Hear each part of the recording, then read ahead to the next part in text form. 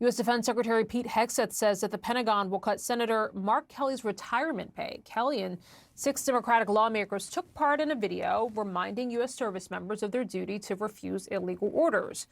The Democrats were accused by both Hegseth and President Trump of, quote, seditious behavior. Kelly is a retired Navy captain who served during Operation Desert Storm. Hegseth wants to cut his pay and reduce his retirement rank. Kelly says that he plans to fight the action. Donald Trump, he deferred the draft 5 times because he had bone spurs. 4 generations of service to this country earns me the right to speak. 5 deferments earns nothing. The Pentagon is seeking to punish Senator Mark Kelly for speaking out against Trump. The Navy veteran was one of 6 Democratic lawmakers, who took part in this video reminding U.S. troops about their duty to defy illegal orders. Now, Pete Hegseth called Kelly's statement seditious, and he issued a letter of censure. He said that the department is going to cut Kelly's retirement pay. In response, Kelly called Hegseth the most unqualified defense secretary in history, and he added that he will not be intimidated and plans to fight back. Congressman, you were also part of this video as well. What do you make of this move to punish Mark Kelly? Let's call this what this is. This is Donald Trump and his cronies in the administration weaponizing the federal government to punish political opponents, to silence dissent and opposition. That's what's happening. There's no merit to the allegations.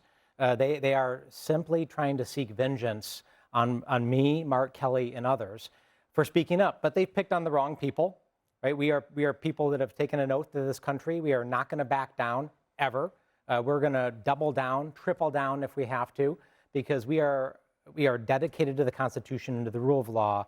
What we did and what we reminded our service members of is the simple obligation that they also have an oath to follow the rule of law. That, by the way, Pete Hegseth also reminded service members of in the first Trump administration before he backed Trump, when he was worried that Trump would issue illegal orders. I mean, should he be worried that the next president might court-martial him, censure him, dock his retirement pay? Well, look, I'll say I was reading Jonathan Turley. He's a legal scholar, and he says the Brits are the ones who gave us this idea of sedition, and we definitely use that too loosely. Not everything is sedition, not everything is a punishable crime, and this video, I believe, was protected speech, and it does not constitute such a high crime. And I want to thank you for your service, Congressman. My dad was a captain in Vietnam, and he taught me a thing or two about chain of command. And when I saw this video, I was shocked because it felt reckless. It felt like it was undermining the chain of command of good order and discipline among troops and service members. So I want to ask you honestly, why the video? Why make a video when most service members already are aware that they can object to illegal orders if they find them to be that way? So was it a PR stunt? Because it certainly came across that way. It poked all the right buttons with the Trump administration. And I'm not saying that what they're doing against Mark Kelly is justified, but I also think it was pure resistance theater. And I don't think that was a very productive use of your time as 6 very honorable former service members. Well, let me answer your question with a story. Before I deployed to Iraq with my platoon of paratroopers, I knew that these young men, 18, 19, 20 years old, were about to be thrust into a very foreign, very volatile, very scary situation. So I gathered them around in our main room in the barracks, and I showed them the film Platoon. And in that movie, there is a scene where that platoon, under extreme duress and fear, ends up committing a massacre. It actually was an illustration of the My Lai massacre, which really happened in real life. And then I led a discussion with my paratroopers, and I asked them, how did this happen? How did they lose sight of their humanity? How did they lose sight of who they were as people? And they become the aggressors. So it was that discussion that led the groundwork, that laid the groundwork so that when we were in combat, when we were in the fog of war, and they had to make split-second decisions about what was right and wrong and whether to shoot or not, they had already received the training.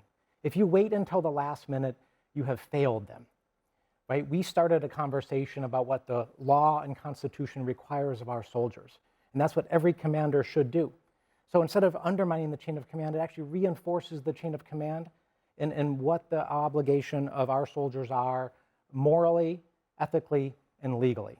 And I will never back down from that obligation because we have a commander-in-chief who has threatened to use the military to shoot protesters, threatened to send the military to polling stations, which is a violation of U.S. law, which committed a second strike in the Caribbean, which I think was a violation of law. All of these things give me grave concern right now, and that is why Mark Kelly, I, and others are reminding our service members and standing by them that they have an obligation to follow the law. Quick response, Caroline. And I hear you on that, but I will note that one of the senators in the video, when asked what specific instances of illegal military orders were you alluding to, because it wasn't specific, it was very ambiguous, which I also thought was irresponsible. If you're going to make these accusations that Trump, as commander-in-chief, is giving illegal orders, maybe name one, two? I literally just answered that. That's what I just described, that we weren't talking about orders in the moment. But do you want just a general sort of vibes? That's Hey, the by training. the way, you have this right, even though they all are told they have that right. That's what I They know literally that? just illustrated in the story. Yeah, well, no, right? it's a great story.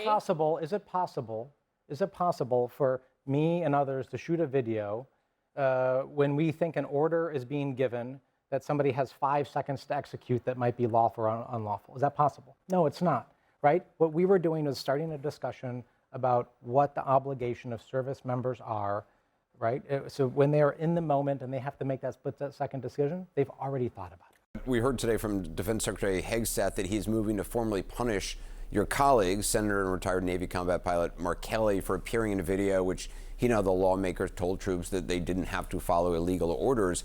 Hegseth has accused the lawmakers of sedition. He says he intends to demote Kelly from the rank of captain, reduce his retirement pay. Senator Kelly responded saying, in part, I risk my life for this country and to defend our Constitution, including the First Amendment rights of every American to speak out. I never expected that the President of the United States and the Secretary of Defense would attack me for doing exactly that. What's your reaction? Well, for those of us that are really worried that we could lose our democracy in 2026, this is what we're talking about. This is obviously an exceptional abuse of executive power, punishing a United States senator, demoting his rank in the military as a retired warfighter simply because he said something that the president disagrees with. But of course, this is happening throughout the federal government. Over and over again, the president is using, whether it be the United States military or the Department of Justice, to punish anybody that opposes him. James Comey, Letitia James, the news media, who have been banned from the Pentagon. We have never, ever in the history of this country seen a president so willing to use his official powers to try to censor speech, to try to control what people say, to punish people who disagree with him. Now, it's true, it hasn't silenced and won't silence Mark Kelly. Journalists like you and many others all across the country are still telling the truth. But this is how democracies die, and it's why we have to continue to raise alarm bells all over the country when it continues to happen.